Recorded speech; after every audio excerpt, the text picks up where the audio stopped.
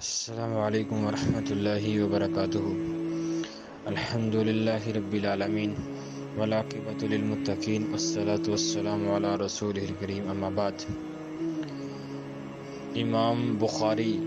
رحمہ اللہ نے کتاب الایمان میں باب قائم کیا، باب من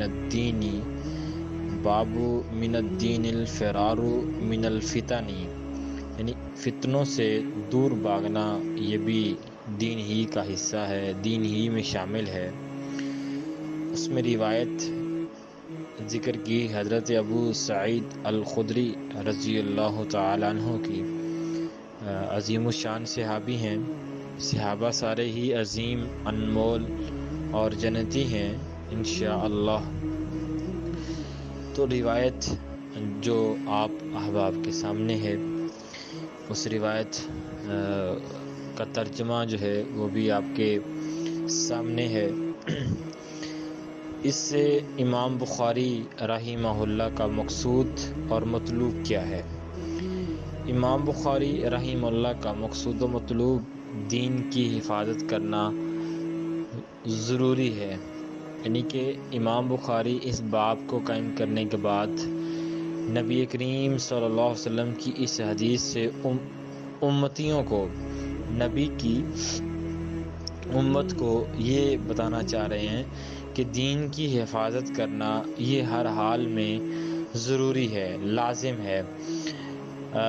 مطلب کوئی ہمارے عموماً ذہن میں یہ بات آتی ہے کہ دین کی حفاظت کے لیے تو اسلام نے سزائیں مقرر کر دی ہیں، جیسا کہ چوری کی سزا ہے، زنا کی سزا ہے، تہمت کی سزا ہے، شراب کی سزا ہے، دیگر حدود و قیود اسلام نے لگا دی ہیں۔ تو یہی اسلام کی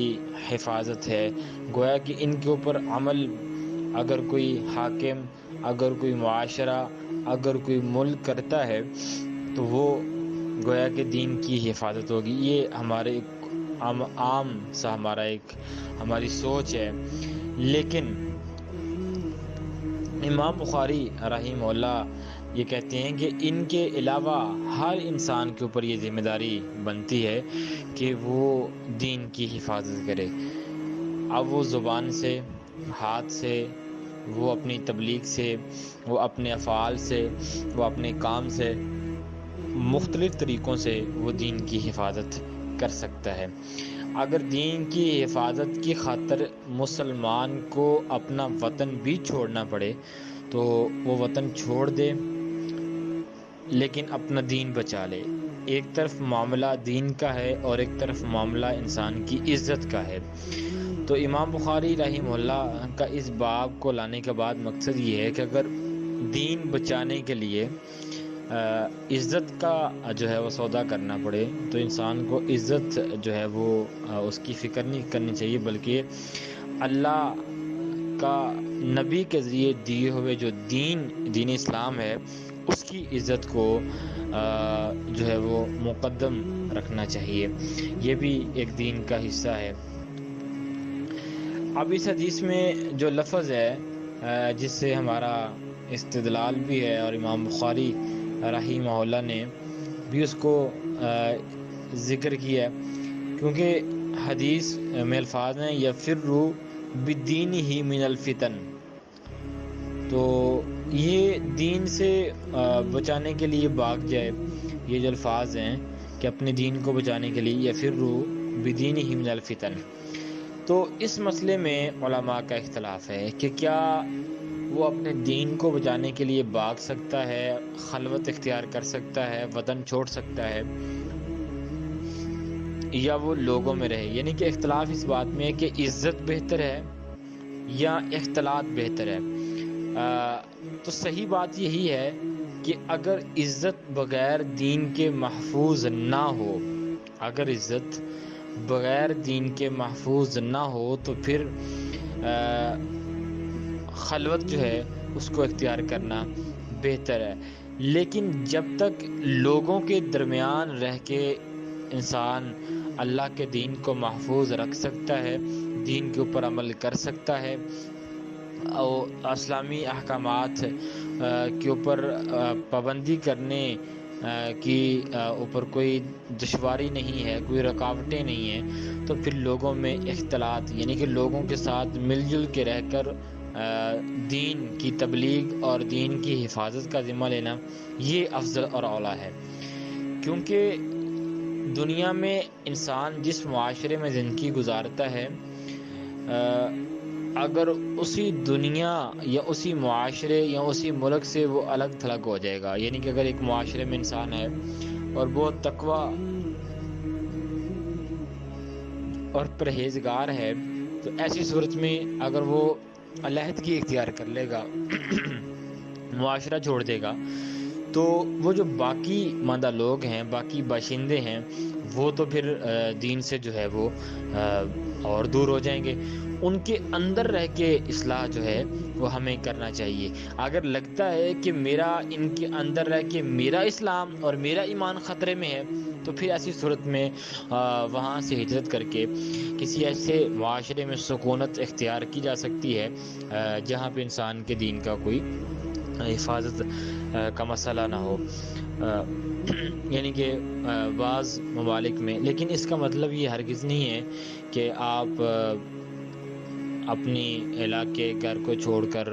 جنگلوں کا رخ کر لیں اور پہاڑوں وادیوں کا رخ کر لیں اور رہبانیت اختیار کر لیں۔ ایسا نہیں ہے، اسلام میں اس میں کوئی گنجائش نہیں ہے۔ لیکن رہبانیت یعنی کہ خلوت الگ اختیار کرنے کی جہاں تک جو جواز اور صحیح صورتیں سمجھ آتی ہیں وہ یہ ہے کہ بعض اوقات انسان جو لوگوں کو تبلیغ کرتا ہے معاشرے میں، لوگ اس کی بات نہیں مانتے، وہ ڈسہارٹ سا ہو جاتا ہے، دل چھوڑ بیٹھتا ہے، تو وہ بندہ آ کے مسجد میں بیٹھ کے اللہ کا ذکر شروع کر دے، تو ایسی خلوت، یا وہ مکہ میں ہے تو خانہ کعبہ حرم میں آ جائے، تو یہ چیزیں تو سمجھ آتی ہیں، یہ باتیں سمجھ آتی ہیں۔ لیکن رہبانیت اختیار کر لینا، الگ تھلگ ہو جانا اور کہنا کہ کوئی نہیں بس اللہ سے رابطہ ہے، تو ایسی چیزوں کی گنجائش جو ہے وہ اسلام میں نہیں ہے۔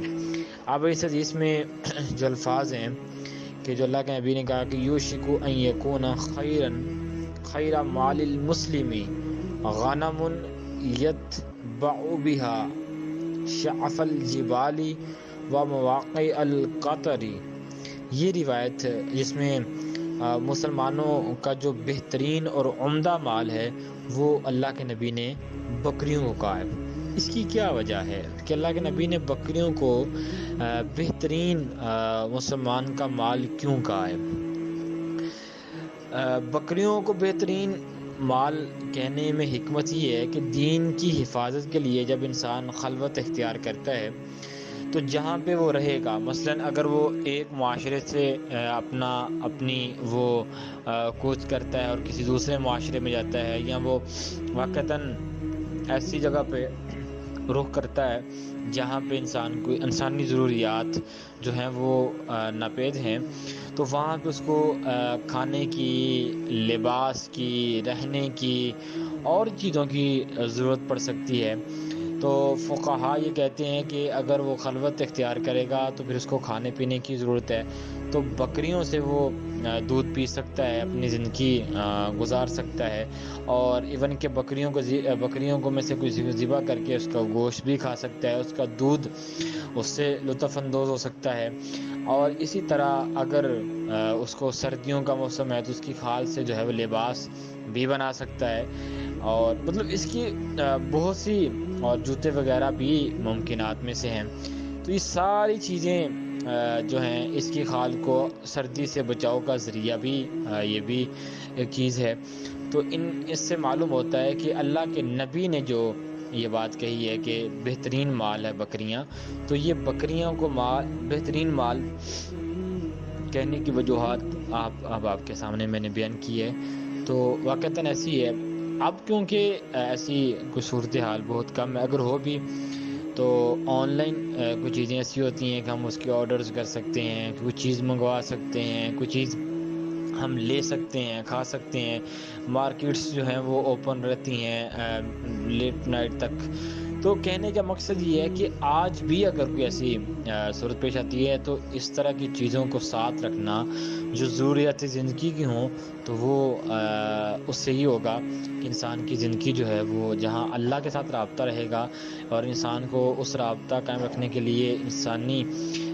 جو جسم کو نیڈ ہے وہ پوری ہوگی تو انسان صحیح معنی میں اللہ کی عبادت بھی کر سکے گا اور بات لوگوں کے سامنے وہ بات کو اچھے انداز میں سمجھا بھی سکے گا۔ تو اللہ ہمیں صحیح معنوں میں اسلامی تعلیمات کو اپنانے کی اللہ توفیق دے۔ اس سے ہمیں کیا سبق ملتا ہے؟ اس سے ہمیں یہ سبق ملتا ہے کہ ہمیں معاشرے سے الگ نہیں ہونا۔ اگر ایک معاشرے میں فحاشی ہے تو اس کا مطلب یہ نہیں ہے کہ آپ وہ معاشرہ ہی چھوڑ دیں، بلکہ اس معاشرے میں رہتے ہوئے ان لوگوں کی اصلاح کی کوشش کرتے رہیں۔ ایک وقت آئے گا انشاءاللہ وہ بہتری کی طرف جائے گا۔ اس طرح کالج اور یونیورسٹیز ہیں اور سکولز ہیں، وہاں بھی ہمیں کاؤنسلنگ کرنا ہوگی، وہاں بھی ہمیں ان کو لیکچرز دینا ہوں گے، ان کے ویکس پوائنٹ جو ہیں ان کو وہ سننا ہوگا، اس کے اوپر ہم نے بات چیت کرنا ہوگی، ان کی خواہشات، ان کی چیزوں کو دیکھنا ہوگا، ان کے پوائنٹس سننا ہوں گے، تو ان کے اندر رہ کے ان کی اصلاح کرنا یہ زیادہ بہتر ہے، نہ کہ ہم وہیں سے مطلب ایک دوست برا ہے اس کا مطلب یہ نہیں اس کو چھوڑ دیں، اگر چھوڑ دیں گے تو وہ اور برے ہاتھوں میں چلا جائے گا، تو ہم اس کو اگر بہتر کر لیں، کیچ کر لیں تو آپ کی وجہ سے وہ سیدھی راستے پہ آ سکتا ہے۔ تو اس لیے ہمیں ان چیزوں کے اوپر کچھ لرن کرنا ہوگا۔ اللہ ہمیں عمل کی توفیق دے۔